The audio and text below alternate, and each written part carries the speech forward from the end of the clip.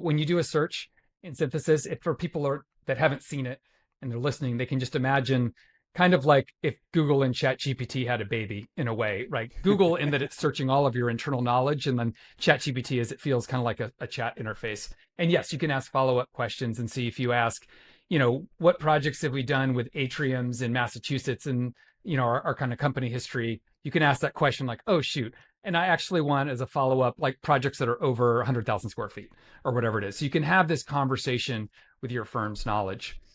One of the things you just said about like the friendly, the tone, that kind of piece, you can add that in as well. But one of the things, and maybe we'll get there later in the podcast, is we're starting to work on agents. And that basically lets you save some of those preferences, right? So I don't want to have to tell you every single time I want bulleted list.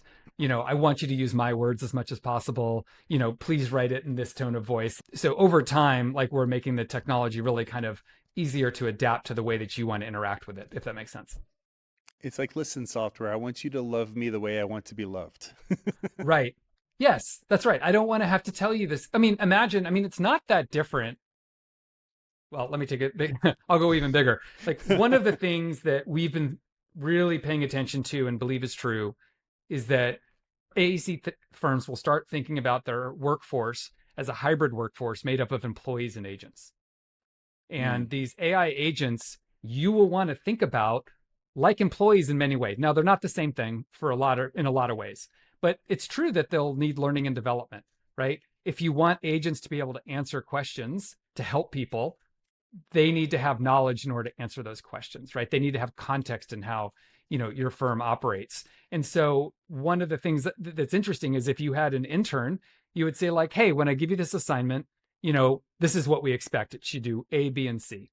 And the idea with agents is it would be the same way. I don't want to have to tell an AI system 100 times to do. I wouldn't tolerate that from a person, you know. Right. And so we shouldn't tolerate it from our software either, is kind of the point of view. Or maybe said in a more positive way. That sounded more negative than I meant it to come out. Like one of the great things about humans is you generally don't have to keep doing that over and over again, right? They learn very quickly and they pick up context. And I think that's one of the kind of potential benefits for agents is the AI tools of the future. You won't spend as much time hand holding and repeating the same things over and over again too.